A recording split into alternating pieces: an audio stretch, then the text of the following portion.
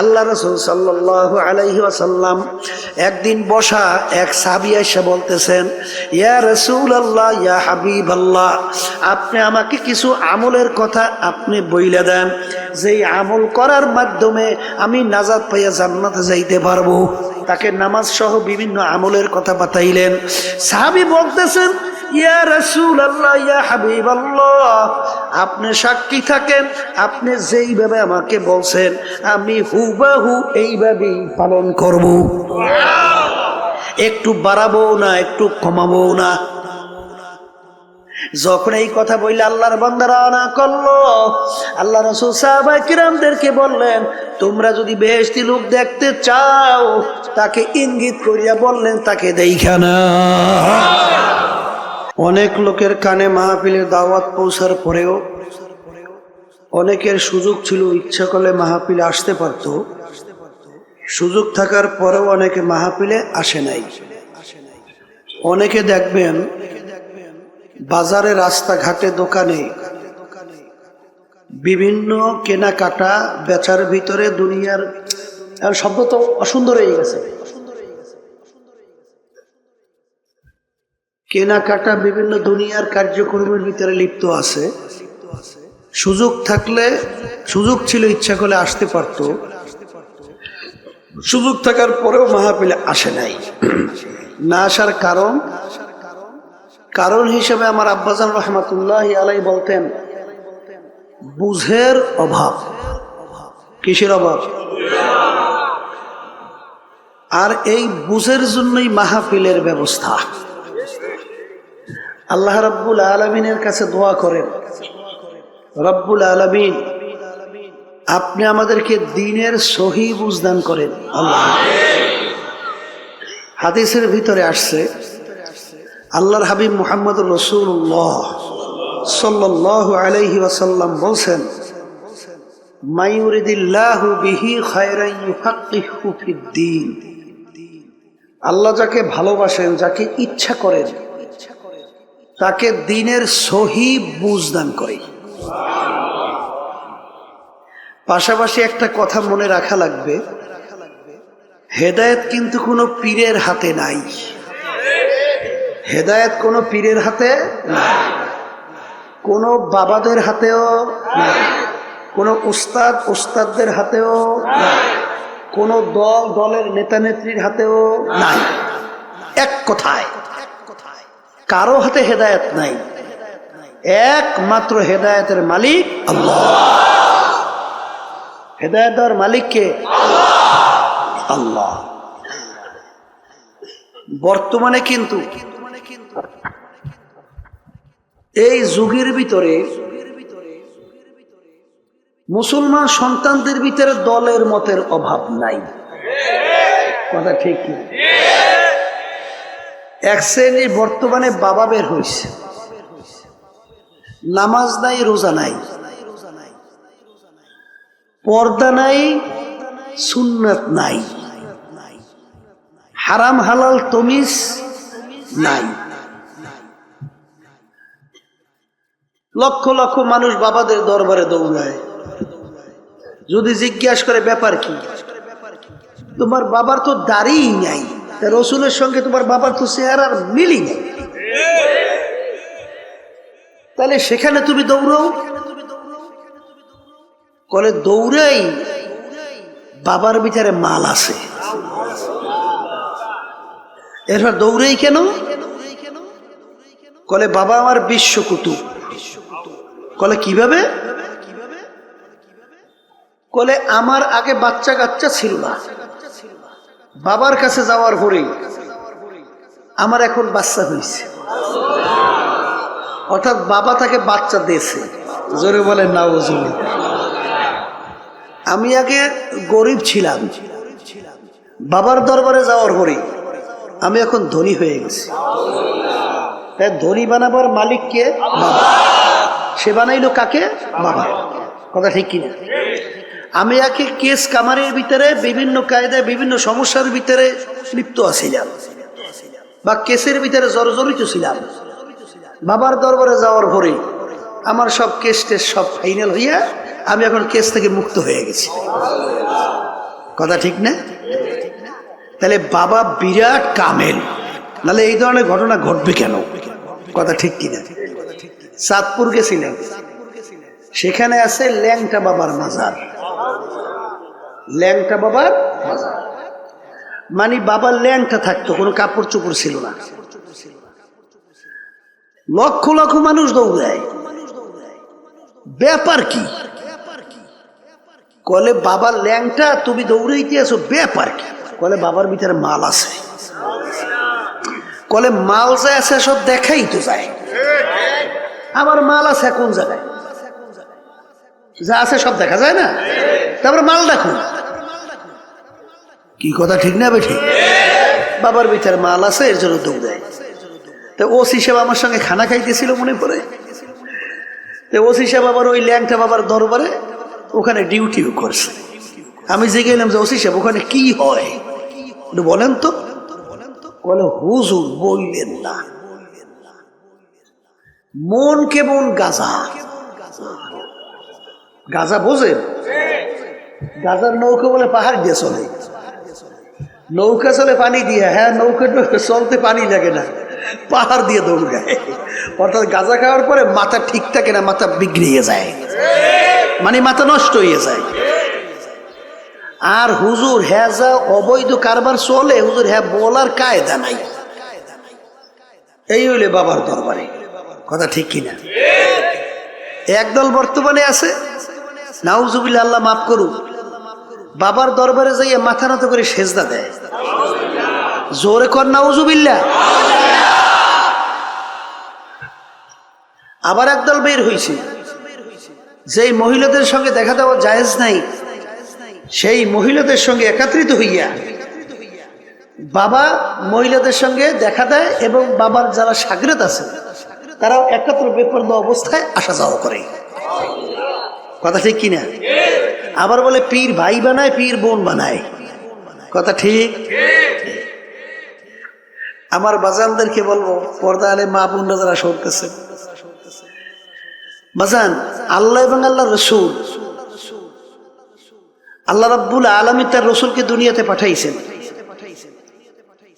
পাঠাইছেন কি নিয়ে?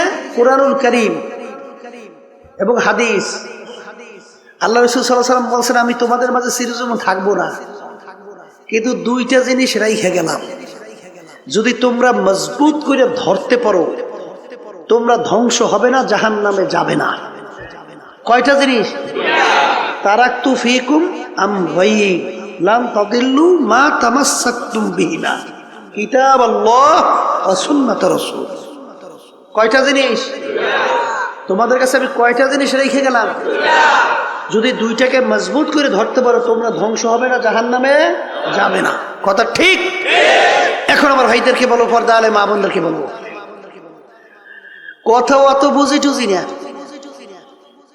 আপনি বেহেশতে যাবেন আশা করছেন, দেখেন আপনার আমলটা, আপনার কাজটা কোরআন এবং হাদিসের সঙ্গে মেলে কিনা। যদি মেলে তাইলে আপনি বেহেশতে যাইতে পারবেন, আর যদি না মেলে, বাবা তো ভালো কথা, বাবার 14 গোষ্ঠীও আপনাকে নাজাত করে জান্নাতে নিতে পারবে না। এক শ্রেণী শুনছি বাবারা বের হয়েছে, তারা বলে যে তোকে আমি মুরিদ করছি, যদি বেহেশতেই না নিতে পারি, আমি কেমন পীর আর তুই কেমন মুরিদ। চিৎকারে মারে বলেন নাউজুবিল্লাহ। আছে না নাই? আমার ভাইদেরকে বলো, পর্দা আলে মা বোনদেরকে বলবো, আল্লাহ রাসূল সাল্লাল্লাহু আলাইহি ওয়াসাল্লামের চেয়ে বড় পীর আছে কে? কেউ আসবে? ছিল না, আসবেও না। আল্লাহ রাসূল সাল্লাল্লাহু আলাইহি ওয়াসাল্লাম, একটা সংক্ষেপ একটা উদাহরণ দিয়ে বুঝবেন। তার কলিজার টুকরা সন্তান ফাতেমা রাদিয়াল্লাহু তাআলা আনহা দুনিয়ায় থাকা অবস্থায় আল্লাহ রাসূল সাল্লাল্লাহু আলাইহি ওয়াসাল্লাম তাকে আঙ্গুল ইশারা করে ইঙ্গিত দিয়ে বলছিলেন, ইয়া ফাতেমা আনকিজি নাফসাকি মিনান নার, হে ফাতেমা, দুনিয়ায় থাকা অবস্থায় নিজে আমল করো, জাহান্নামের আগুন থেকে বাঁচো, এরপরে অন্ধকার কবরে যাই এসো। ফাতেমা, তুমি যদি কবরে যাই এই পরিচয় দাও, আমি আখিরি জামানার নবীর মেয়ে, আল্লাহ রাসূল সাল্লাল্লাহু আলাইহি ওয়াসাল্লাম বলেন, ফাতেমা এই পরিচয় কবরে কোনো কাজ হবে না। এই যে হাদিসটা আমি শুনাইছি, কি এটা কি আল্লাহ হাবিবের হাদিস না? কথা বলেন না কেন? আল্লাহর হাবিবের হাদিস যদি হয়, আল্লাহ রসুল যদি তার মেয়ের ব্যাপারে কোনো নাজাতের গ্যারান্টি দিতে না পারে, এমন কোন বাবা আছে, এমন কোন পীর আছে? কথা বললেন, এমন কোন উস্তাদ আছে, এমন কোন উস্তাদদের উস্তাদ আছে, এমন কোন দল দলের নেতা নেত্রী আছে যে আপনাকে আমাকে নাজাত করে জান্নাতের ব্যবস্থা করতে পারবে? জোরে কন, পারবে? পারবে? তা যদি নাই পারি, আল্লাহ আমার আব্বাজান রহমাতুল্লাহ আলাইহি সরমানের জমিনে ঘুমাই আছেন, আমার আব্বাজান রহমাতুল্লাহ আলাইহি বলতেন, বাজান খবরদার, আমি ফজলুল করিম যতক্ষণ পর্যন্ত তোমাদেরকে কোরআন এবং হাদিস অনুযায়ী রাস্তা দেখাবো, পথ দেখাবো, ততক্ষণ পর্যন্ত তোমরা আমার কথা মানবা। যখনই কোরআন এবং হাদিসের বাহিরে আমি তোমাদেরকে পথ দেখাবো, তখন আমি ফজলুল করিম থেকে তোমাদের সইরা যাওয়া অজীব হয়ে যাবে। পুরান মুজাহিদরা মনে আছে? এই কথা মনে আছে? কার কার মনে আছে? পুরান মুজাহিদ আব্দুল তো দেখেন মনে আছে, কত লোকের মনে আছে দেখেন। তাহলে বোঝা গেল, এখন বলতে পারেন হুজুর তাই পীরের কামটা কে, পীর কাকে বলে? কথা ঠিক না? পীর একটা ফার্সি শব্দ, বলেন পীর কি শব্দ? ফার্সি শব্দ। আরবিতে বলে মোরশেদ, আর মোরশেদ বাংলা অর্থ হলো পথ প্রদর্শক। যে পথ দেখায়া দেয় তাকেই বলা হয় পীর। ওই পথে চলা বা না চলা দায়িত্ব আপনার এবং আমার। আর মানজিল মাকসুদে পৌঁছাবার মালিক হলো আল্লাহ। কথা ঠিক কিনা? তাই পীরের কাজ হলো কি? পথ দেখানো। ওই পথে চলা বা না চলার দায়িত্ব আপনার এবং আমার। মানজিল মাকসুদে পৌঁছাবার মালিক কি? কথা ঠিক না? এই যে আমার বাজানদেরকে বলবো, পর্দালে মা বোনদেরকে বলবো, আমি আগেই বলছিলাম যে এখানে অনেক আসতে পারে নাই, দিনী আলোচনায় শোনার জন্য তাদের গুরুত্ব আসে নাই। না আসার কারণ কি? বুঝের অভাব। কিসের অভাব? এই এখন বুঝের অভাব। এখন বুঝবে কারা? বলেন যারা মানুষ, বলেন বুঝবে কারা? আর যারা মানুষের সুরাতে পশুর চেয়েও খারাপ, এরা কিন্তু বুঝবে না। বুঝবে? একটা উদাহরণ ধরে বুঝবে। এই আল্লাহর বান্দারা, আবু জাহাল নাম শুনছেন? উতবা সাহেব আবু লাহাবের নাম শুনছেন? আল্লাহ রাসূল সাল্লাল্লাহু আলাইহি ওয়াসাল্লামের পবিত্র জবান থেকে দ্বীনের দাওয়াত, আল্লাহ রাসূল সাল্লাল্লাহু আলাইহি ওয়াসাল্লামের থেকে অসংখ্য মুআজিজা প্রকাশ পাওয়ার পরেও তারা স্বচক্ষে দেখা ওরা কি বুঝছিল? দিন গ্রহণ করছে, ঈমান আনছে? আনে তো নাই, বরঞ্চ ওদের বুঝটা সব উল্টা বুঝছে। কি কথা বলেন না কেন? বুঝটা কি বুঝছে? যেমন একটা ঘটনা আবু জাহেল জানেন, এই আবু কুবায়স যে পাহাড় আল্লাহর ঘরের পাশে, ঠিক না? ওই পাহাড়ের কাছে বসে আল্লাহ একদিন কামতেছে। তখন আবু জাহাল উটের পিঠে যাইতে আছে, দেখে ভাতিজা কান্দে, বলতেছে, ভাতিজা তুমি কান্দো কেন? তোমার আব্বা নাই আম্মা নাই, এর জন্য তুমি আফসোসে কান্দো? ভাতিজা তুমি ওঠো আমার সঙ্গে, চলো। আল্লাহ রাসূল সাল্লাল্লাহু আলাইহি ওয়াসাল্লাম বলতেন, চাচা যান, আমাকে কান্দার সুযোগ দেন, আপনি আমাকে পিঠে উঠেন না। কল না, তোমাকে রাইখে আমি যাইতে পারবো না। তা আবু জাহাল জোর করিয়েই পিঠের মধ্যে উঠেছে। এখন আবু জাহাল সামনে, আল্লাহ রাসূল সাল্লাল্লাহু আলাইহি ওয়াসাল্লাম পিছনে। এখন উটের পিঠে উঠাবার পরেই উটকে এত ধরনের চেষ্টা করতেছে, উটার সামনে যায় না। উট পাও খামি দিয়ে আটকে উঠে গেছে। এখন তো আবু জাহাল বিরক্ত হয়ে উটের গায়ে বাড়ি মারে, এ উঠ চল। উট বলতেছে আল্লাহর কুদরত, জবান খুলে গেছে। উট ডাক দিয়ে বলে, আবু জাহাল তুমি পিছনে বসাইছো কাকে? সরদার দো জাহান মুহাম্মদুর রাসূলুল্লাহ সাল্লাল্লাহু আলাইহি ওয়াসাল্লাম, তুমি সামনে, সরদার দো জাহান পিছনে। আমার জান যাইতে পারে, জীবন যেতে পারে, এক পা আমার উঠ সামনে পাওয়া যাবে না। তুমি মোহাম্মদকে সামনে আনো, নালে উঠ চলবে না। যখন ভাতিজাকে সামনে আনলো, এখন উঠ এমন বিদ্যুৎ ভাগে দৌড় শুরু করলো, কোনো কাজে লাগাম টাইমেই রাখতে পারে না, যে অ্যাক্সিডেন্ট করবে না মরবে না কি করবে। বলতেছে এত জোরে চলো, থাম। কলে কাজ হবে না, আমার যে কিসমত সর্দারের দোষার আমার পিঠে উঠবে কোনোদিন আমি চিন্তা করি নাই, আজকে আমাকে কোনো কোনো থামাই রাখতে পারবে না। এই আবু জাহাল এই ঘটনা দেখার পরে মুত্তালিব তার কাছে যাইয়া ভাতিজার রাইখে বলতেছে যে এই ছেলেটাকে সুন্দরভাবে দেখে শুনে আদর করিয়া রাইখে, এ আমাদের বংশের গৌরব হবে। সব দেখে শুনে বুঝা উঠে কথা বললো, আবু জাহিল্লা শুনলো, কিন্তু ওর বুঝ কিন্তু আসতে করে একটু। ওর বোঝ হয়েছে, ওর বুঝ হয়েছে, কোনোদিন হবে না। শুধু তাই না, ওর সামনে চন্দ্র আল্লাহর হাবিব ইশারার মাধ্যমে 2 টুকরো করে ফেলাইছে, এবং হাতের ইশারায় চন্দ্র 2 টুকরাই মিললে চন্দ্র হয়ে গেছিল, কিন্তু ওর কিন্তু বুঝ হয় নাই।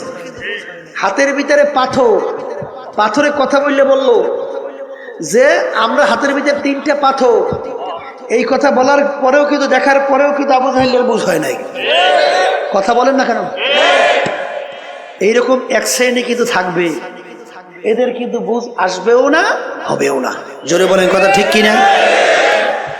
আল্লাহ রাব্বুল আলামিন কুরআন কারীমের ভিতরে বলছেন এক শ্রেণী এরকম জাহেল আছে, এই যারা দেখেও দেখবে না, শুইনাও শুনবে না, বুঝাও বুঝবে না, উলাইকা কাল আনআম বাল হুম আদাল।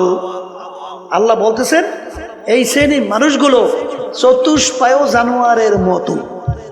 এরপর বলতেছে এর চেয়েও খারাপ, এরপর বলতেছেন শাররুল বারিয়া, কুত্তা শিয়াল শুয়োরের চেয়েও এক শ্রেণীর আছে খারাপ। যত মাখলুকাত আল্লাহ সৃষ্টি করছেন এর ভিতরে সবচেয়ে 18,000 কম বেশি মাখলুকাতের ভিতরে নিকৃষ্ট জানোয়ারের নাম হলো শূকর। নিকৃষ্ট জানোয়ারের নাম কি? শূকরের নাম শোনেন নাই? এই আল্লাহর বান্দা, শূকরের চামড়া আপনি যত কায়দা দাবাগাত করেন, প্রসেস করেন, শূকরের চামড়া কোনোদিন পাক হয় না। কুকুরের চামড়াও কিন্তু আপনি দাবাগাত করার পরে, প্রসেস করার পরে পাক হয়, কিন্তু শূকরের চামড়া কিন্তু কোনোদিন পাক হয় না। আর একটা চামড়া আছে মানুষের চামড়া, শরীরে থাকলে পাক, বাহিরে গেলে না পাক। কথা বোঝেন? শূকরের চেয়েও এক শ্রেণীর মানুষ আছে কি খারাপ। কে বলছেন? জোরে কোন? শাররুল বারিয়া, কুত্তা শিয়াল শুয়োরের চেয়েও খারাপ। দেখেও দেখবে না, বুঝাও বুঝবে না, শুইনাও শুনবে না। এই শ্রেণীর মানুষগুলো কুত্তা শিয়াল শুয়োরের চেয়েও খারাপ। কথা ঠিক? এই জন্য আমার বাজানদেরকে বলবো, বোঝার জন্য আমি সংক্ষেপে 2-1টা আলোচনা করি। কোরআনুল কারীম আমাদের মাঝে এখনো আছে? মুখে কথা বললেন, নাহলে ভিতরে ঢুকবে কিভাবে? লক্ষ লক্ষ কিতাব, বই, পুস্তক, আল্লাহর বান্দারা আমাদের মাঝে আছে না নাই? আছে। সংক্ষেপে বলি, যারা একটু ইংরেজি বাংলায় শিক্ষিত হইয়া ধরাকে সরা জ্ঞান মনে করেন না, ওলামায়ে কেরামদেরকে গালি দেন, সুযোগ পাইলে মারতেও চান। কথা বলেন না কেন? এবং বিভিন্ন সময় গালিও দেন। আবার মাঝে মধ্যে আরেকটু বাইরে বলে ওলামায়ে কেরাম হুজুর সমাজের ফেজা বোঝা। জোরে বলেন নাউজুবিল্লাহ। আবার আরেকটু বাইরে কয় হুজুর এই দেশটারে খাইল। আছে না? আল্লাহর বান্দারা, দেশের প্রেসিডেন্ট থেকে শুরু করিয়া এলাকার চৌকিদার পর্যন্ত কোন পদে কোন জায়গায় হুজুরের আছে? কথা কইয়েন। দেশ চালানোর কোন ক্ষেত্রে হুজুরের আছে?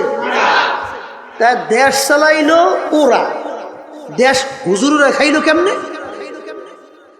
হ্যাঁ, দেশ চালাইলো খাজুরেরা, দেশ চালাইলো কারা? দেশ হুজুররা খাইলো কেমনে?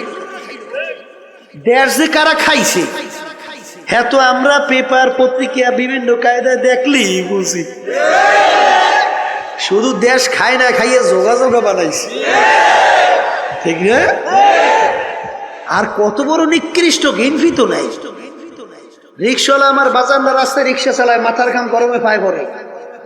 এই রিক্সারও একটা ভ্যাট ট্যাক্সের টাকা সরকারি ফান্ডে জমা হয়।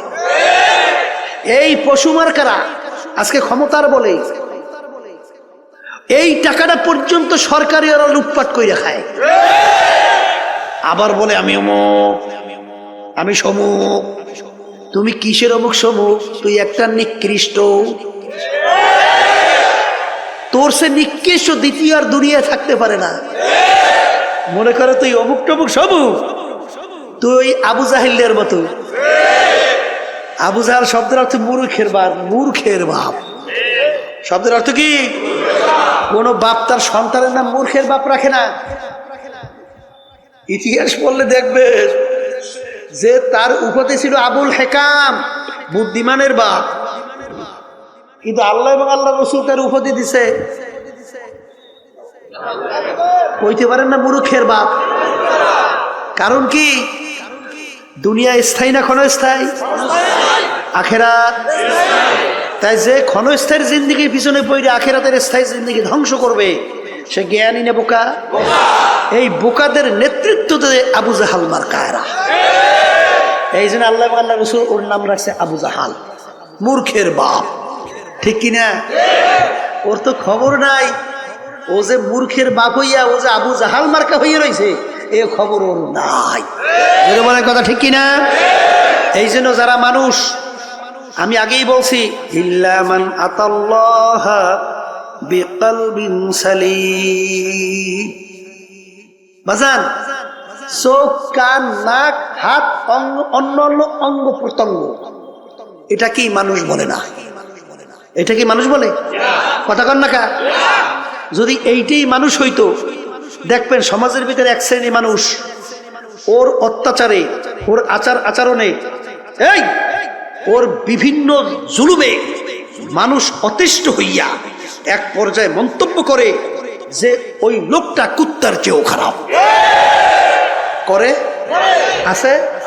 আবার এক শ্রেণী মানুষ দেখবেন তাদের আচরণ এত ভালো, তাদের ব্যবহার এত ভালো, মানুষ এক পর্যায়ে তাদের ব্যবহারে খুশি হইয়া মন্তব্য করে লোকটার চরিত্র ফেরেশতার মতো।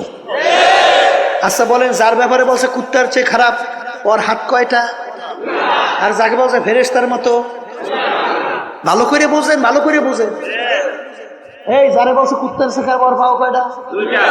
আর যাকে বলছে ফেরেশতার মতো, কোন অঙ্গ প্রত্যঙ্গে পার্থক্য কি আছে? তাহলে কোন জায়গায় যেন একটা পার্থক্য আছে? বলেন বলেন, কোন জায়গায় যেন একটু? সেই পার্থক্য হলো কলবের পার্থক্য। সবাই জোরে বলেন সুবহানাল্লাহ। কিসের পার্থক্য? এই বাজান। আর আল্লাহ রাব্বুল আলামিন এই যে কোরআনুল কারীমে আমি আয়াত শরীফ তেলাওয়াত করেছি, এই আয়াতের ভিতরে আল্লাহ রাব্বুল আলামিন বেহেশতে যাওয়ার জন্য শর্ত লাগাইছেন। কি শর্ত? যার কলব পরিচ্ছন্ন হবে, যার কলব সুস্থ হবে, যার কলব ভালো হবে, সেই একমাত্র আমার বেহেশতে জায়গা পাবে। আর যার কলব পরিচ্ছন্ন হবে না, যার কলব রোগাগ্রস্ত হবে, আল্লাহ রাব্বুল আলামিন বলছেন ওর জন্য হসপিটাল রাখলাম আমি জাহান্নাম। সবাই জোরে বলেন নাউযুবিল্লাহ। এখন আমার বাজানদেরকে বলবো, এই কলব পরিষ্কার না কইরা যদি কেউ আল্লাহর দরবারে হাজিরা দেন, বেহেশতে যাইতে পারবে? তাহলে আল্লাহর কালাম মিথ্যা হইয়া যায় না? কি জোরে কর না? হয় কি হয় না? এখন কলব পরিষ্কার করবেন কেমনে? কলবের রোগটা কি এইটা বোঝা লাগবে। এটা কি? এটা কি লাগবে?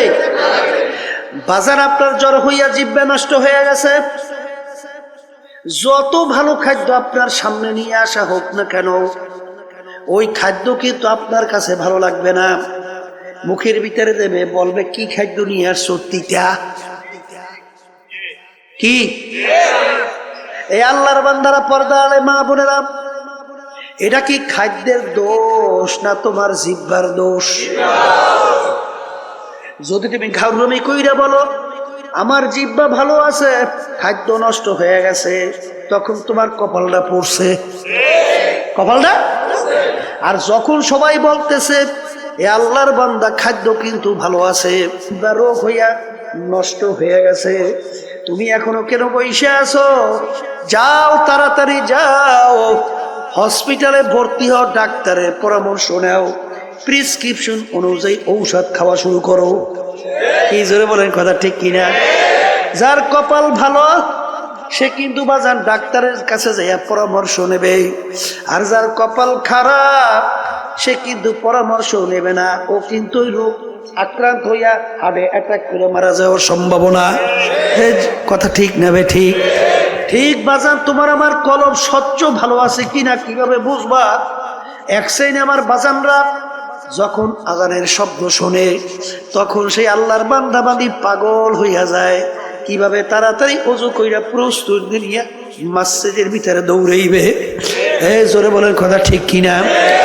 যখন লাগে ফজরের সময় মুয়াজ্জিন মসজিদের ভিতরে আজান দেয়, আসসালাতু খায়রুম মিনান নাওম, ঘুম হইতে নামাজ ভালো, ওই আল্লাহর বান্দা বান্দি বাজান দেখ এই ঠান্ডার মধ্যে ল্যাপ তোষক মুড়া দিয়া ঘুমায়, যখন শুনে আসসালাতু খায়রুম মিনান নাওম, ঘুম হইতে নামাজ ভালো, সে কম্বল ফালাইয়া লাভ দিয়া উঠা ঠান্ডা পানিতে ওযু কইরা পাগলের মতো উঠা মসজিদের দিকে দৌড়ায়, যাই আল্লাহর সামনে আল্লাহু আকবার বইলা আল্লাহর সামনে দাঁড় হইয়া যায়।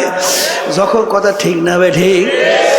যে আল্লাহর বান্দা বান্দি বাজান কলব ভালো, আমার মাওলার যখন নাম শোনে তার কাছে এমন মধুর লাগে।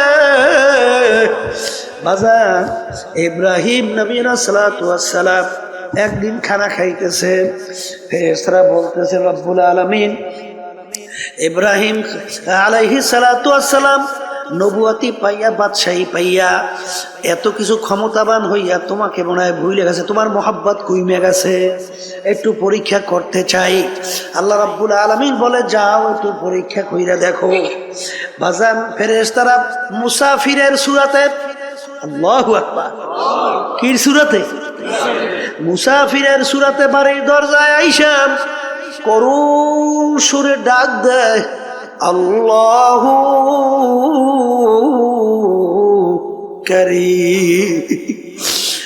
ইব্রাহিম আলাইহিস সালাতু ওয়াস সালাম খানা খায়, যখন তিনি শুনলেন আল্লাহু কারীম, বাজান পাগলের মতো হয়ে গেছে। আমার মাশুক মাওলার নাম কে উল্লেখ করলো, কে আমার মাশুক মাওলার নাম নিল।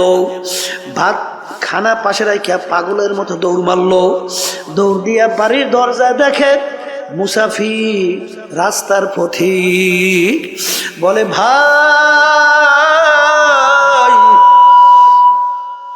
তুমি আমার মাশুক মাওলার নাম আলোচনা উল্লেখ করছিলা, তুমি আমার মাশুকের নাম নিয়ে তুমি ডাকতেছিলা, তুমি আর একবার একটু আমার মাশুক মাওলার নাম শোনাও।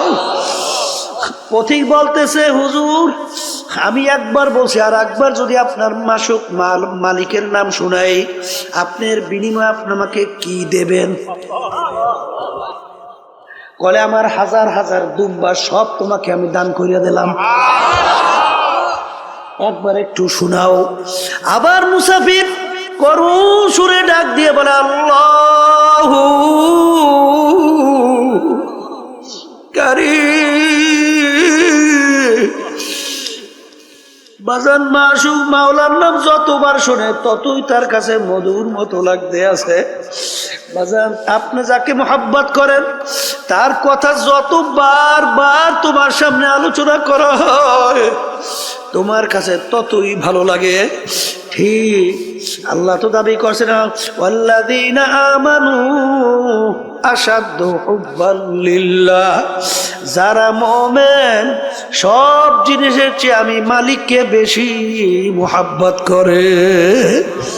বলে হুজুর মুসাফির আর একবার আমার মাশুক মাওলার নামে একটু শোনাও। হুজুর বিনিময় কি দেবেন? বলে আমার হাজার হাজার উট সব তোমাকে আমি দান কইরা দিলাম। আবার ডাক দিয়ে বলে আল্লাহু কারীম, যত বলে ততই তার কাছে আরো মজা মজা লাগে, কারণ মোহাব্বতি লোকের নাম অন্যের মুখে শুনতে আরো ভালো লাগে। বাজার এখন বলতে বলতে তার সব মাল সম্পদ দেওয়া হয়ে গেল। আবার একটু শোনাও, এর বিনিময় কি দেবেন? আমার তো আর কিছু নাই, আমি তোমার সঙ্গে ওয়াদা করতেছি, আমি ইব্রাহিম যতদিন বাইচা থাকবো ততদিন আমি তোমার গোলামি করতে থাকবো। তবু তুমি একটু আমার মাসুক মাওলার নাম শোনা।